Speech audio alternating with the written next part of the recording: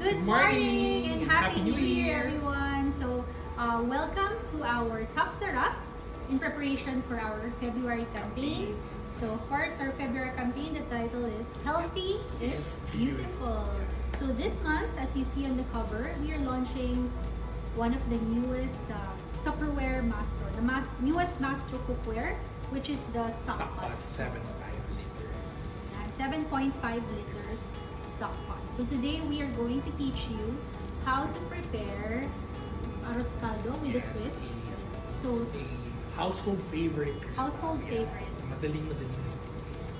Healthy is Beautiful talks about how we can live a healthier lifestyle with the help of Tupperware. So of course this promotes healthy cooking at home or maybe preparing home cooked dishes versus buying food outside, para alam mo yung mga ingredients na ginagamit mo, fresh ingredients.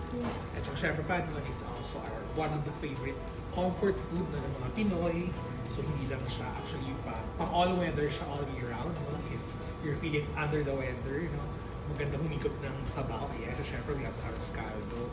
Kung gusto mo lang din talaga ng masarap lang na pagkain with very minimal number of ingredients, which you will find out later. So perfect siya, especially if you're also working on a budget. Kasi nga, it can work as your merienda, your panghalian, or even your hapunan. And because nga of the latest cookware from Tupperware, the 7.5 liter capacity, pangmalakasan po ang ating mapuproduce na output with this particular recipe. So let's talk about the features quickly. So what's nice about the Mastro 7.5 liters, it comes in the 5-ply base, encapsulated base, and of course a 3-ply wall. So of course what's nice about this is it really it evenly distributes the heat coming from your stovetop, from your induction cooker. It's also compatible with different types of different cooking surfaces, induction, ceramic, and gas. Yes. Pwede siya. Yes, pwede siya. And then also, what's nice about this, of course, this weighted glass cover for waterless and greaseless cooking.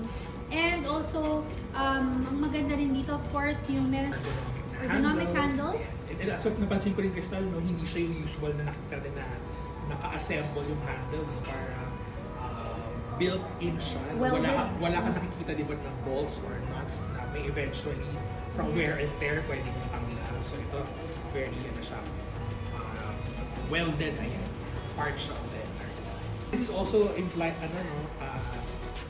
allows us to do waterless cooking, if I'm not mistaken, because of yung ating tempered glass cover.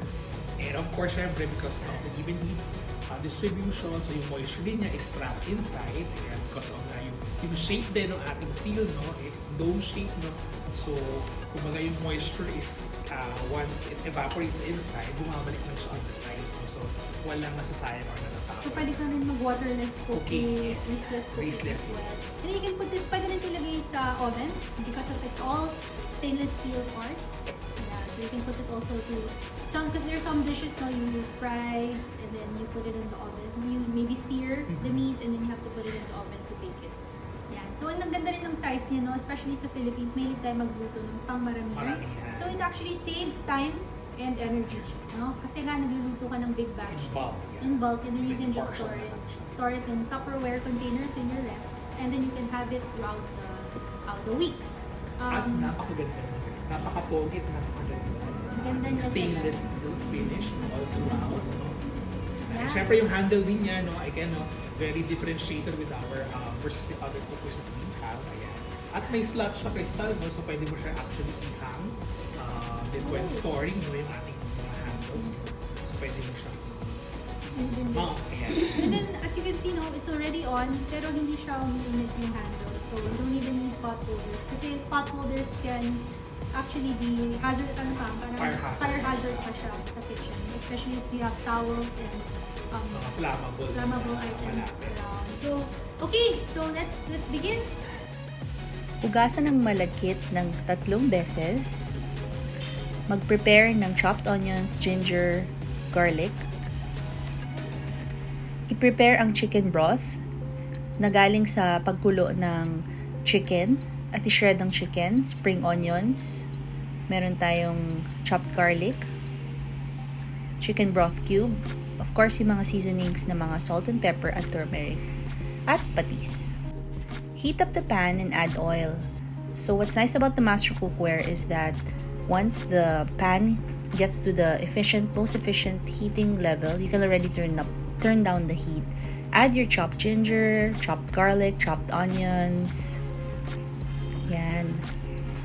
Kahit na lower down natin ang heat, maganda pa rin ang pagluluto natin ng ingredients dahil efficient ang heating ng Mastro. Saves time and energy. You can then add the boiled chicken that has been shredded, seasoned with salt and pepper. Yan. So, you just add it to the pan.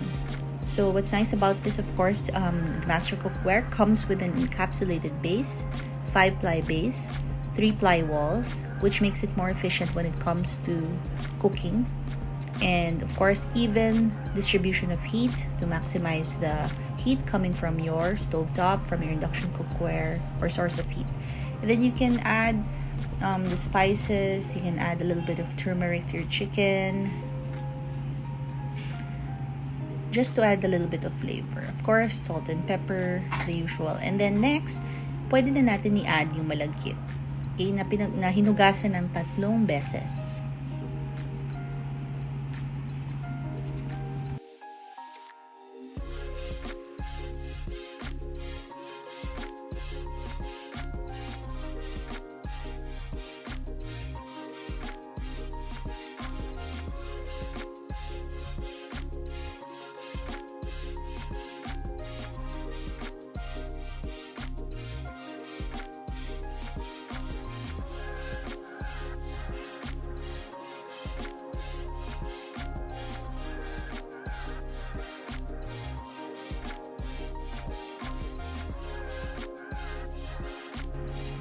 We can then add the chicken broth. Ito yung pinagkuluan ng chicken. Okay? So we just add chicken broth, just enough to make sure that, all of the rice is covered in chicken. All of the malagkit or the rice is covered in the chicken broth. And then, just stir it once in a while para hindi siya magdikit-dikit. Okay? Stir it occasionally para hindi siya magdikit-dikit. And then, you can also add additional chicken broth in case na masyado siyang malapot or hindi pa siya naluluto. Just keep on adding the chicken broth. Towards the end, pag naluluto na siya, you can add, of course, the spring onions and then the fried garlic that you prepared and any additional toppings like boiled egg that you like. And there, it's done! Arroz Caldo with turmeric. So what's nice about this, you can add your favorite ingredients like egg or any toppings that you like and serve it for family. Enjoy!